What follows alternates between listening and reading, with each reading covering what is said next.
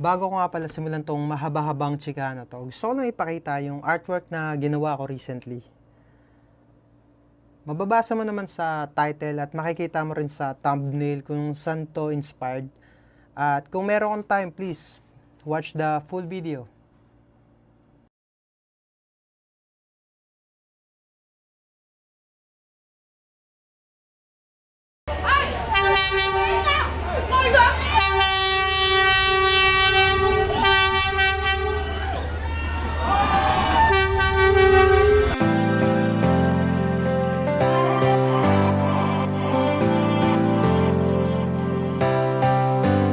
So ito na nga yung chika. Ito yung unang beses na lumabas kami ng comfort zone. Sa aming lungga sa Pilipinas. Unang out of the country namin, together, nang walang kids, as in dalawa lang kami.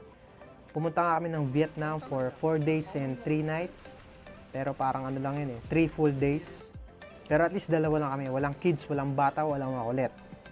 Joke lang. Pero syempre kung kasama yung mga bata, mas masaya. Hindi, okay lang kung dalawa lang talaga kami. So anyways, overall, naging swabe naman lahat. Naging smooth naman. Maliban lang sa presyo ng ticket kasi sobrang taas ng ticket. Gawa nang nagkaroon nga ng conflict yung Iran tsaka yung Amerika. So biglang nagtaas yung presyo. Pero wala na nakapag-set na ako ng schedule Tsaka talagang gustong-gusto ko na rin talaga. Gustong-gusto na rin namin.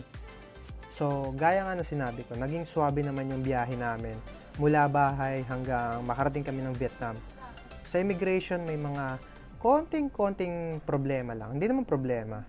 Pero kasi nakakapagtaka lang na mas ako yung tinanong kaysa dun sa wife ko na first timer na lumabas ng bansa. Pero nagets ko na lang din kasi ako may biyahe pa ako na mula Korea pa Pinas, tas mula Pinas papuntang Vietnam, tas pabalik ng Pinas, pabalik ulit ng South Korea. So, bakasyon, sa gitna ng bakasyon yung nangyari. Kaya mas marami yung tinanong sa akin ng immigration officer. Hanggang sa nagkaroon ng konting problema. Di ko alam kung nangyari nung pagbaba namin ng Noi Bai International Airport. Yung eSIM na ina-activate ko nung nasa Pinas papunta ng Vietnam, alam ko activated na talaga siya Hindi ko alam bakit biglang hindi gumana. Di ko alam hanggang sa nai-stress na ako. Siguro mga ilang oras na rin kami doon nakatambay. Pero ginawa ko na lang, bumili na lang ako ng SIM card na panibago tapos pina-activate ko na rin hanggang sa okay na yung internet ko. Nakapag-withdraw na rin ako kahit papaano ng pan-taxi man lang.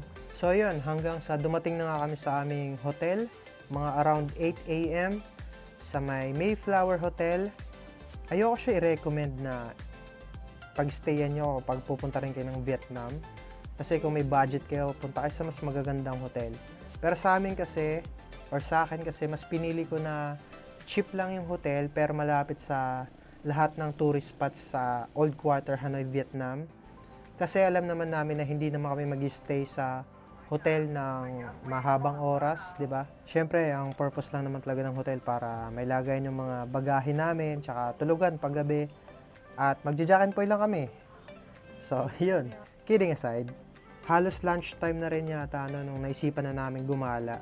Kasi kahit paano nakapagpahinga, nakapag-freshen up. At sa dami-dami ng mga travel vloggers na pinanood ko na related sa Vietnam, yung mga itinerary tsaka mga travel guide, wala man lang silang binanggit na napakadaming art souvenirs dito, mga art-related shops, mga painting studio. Ba't di nyo sinabi? Ang dami pala rito. Pero ang pinaka-importante, syempre, yung first meal namin ng wife ko. Kaya yung in-order ko, boon siya na kagad na may kasamang spring rolls. Dito talaga ako natatakam kahit hindi ko pa siya natitikman. Parang pakiramdam ko nagkikrave kagad talaga ako nung pinapanood ko pa lang to. Hindi ako nagkamali men, sobrang napakasarap. Nag-add na lang din kami dyan ng beef fried rice. Tapos yung isa nakalimutan ko na yung pangalan. Basta yung main event lang naman dyan syempre yung buncha.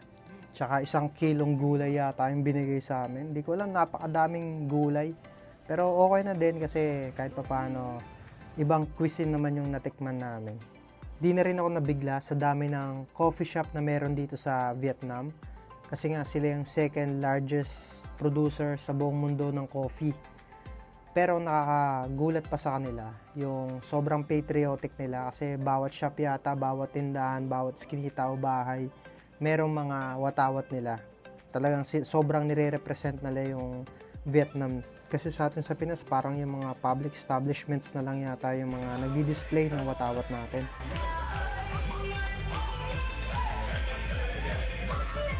Hindi na namin namalayan yung mga oras na yan. Napansin na lang namin na magdidilim na. At nasa gilid lang pala kami niya ng One Kiam Lake. At nakakatuwa kasi sobrang daming tao. Di ko alam kung natural lang to na ganito ba talaga karaming tao or dahil lang walang pasok nun. Kasi dumating kami dyan around April katapusan hanggang first week ng May. So dyan na kami unabutan ng Labor Day.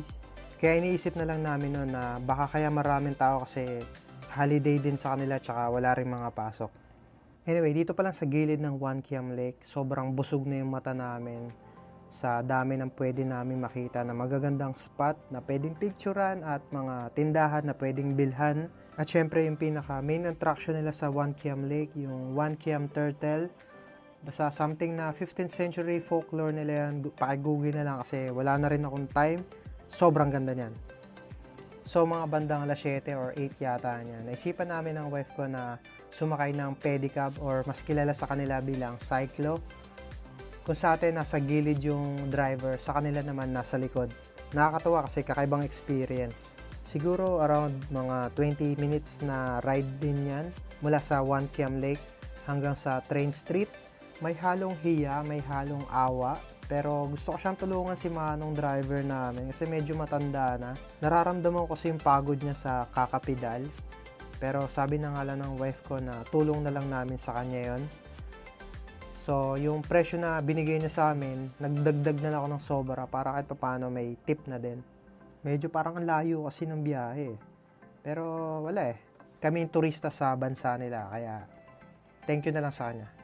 So anyway, dumating na kami ng Train Street at sobrang daming turista.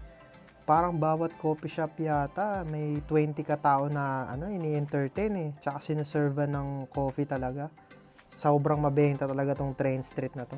Dapat sana i-consider ng government natin yung ganitong idea na imbes na ilipat yung mga informal sector na nakatira sa gilid ng PNR, tulungan nila na maging business-minded or mag-business na lang din. Para kahit papaano, tingnan mo itong kagaya sa Vietnam, naging tourist spot pa nila tuloy. Pero syempre, alam ko naman na unrealistic yon. Madali lang sabihin pero alam kong napakahirap nun na mangyari. At maraming salamat nga pala sa panonood. Kung umabot ka hanggang dito, sigurado nag-enjoy ka rin sa video na ginawa ko. At sana mag-subscribe ka rin, parang awa mo na. Dahil joke lang, kahit huwag ka na mag-subscribe, okay na ako na panood mo.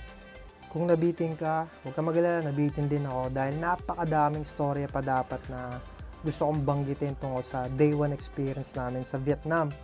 Pero don't worry, meron pa namang day 2 at day 3. Panoorin mo lang, naka-playlist na yan. Tsaka marami akong drawing, men. Yan na din, panoorin mo din yan. So yun na nga, quick recap lang ulit. Ang flight nga pala namin dito mula alas 2 ng madaling araw sa Philippine Airlines Terminal 3 hanggang alas 6 yata or alas 7 na ng umaga sa Vietnam, Noi Bai International Airport. So it means mula madaling araw hanggang kinagabihan, talagang wala kaming tulog niyan. Lakad, kain, coffee, as in lakbay lang talaga. Sinulit talaga namin yung pinaka day 1 namin. So again, hindi ito travel guide kaya please expect nothing. Hindi ako nagbanggit ng presyo at hindi rin ako magbabanggit ng presyo or kung magkano man yung nagastos namin kasi ang gusto ko lang yung moment namin dito ay mabahagi ko rin sa inyo. At yun naman din talaga yung main goal ng channel na to, yung magbahagi lang ako ng kwento. Mapa-art man yan, travel, pagkain, or kung ano man. Gusto ko lang talaga magkwento at i-document yung mga nangyayari para in the future, malay natin, di ba? Gusto ko lang na may mapanood din yung mga kids namin. At kayo, baka gusto nyo rin na balikan yung mga lumang video one day.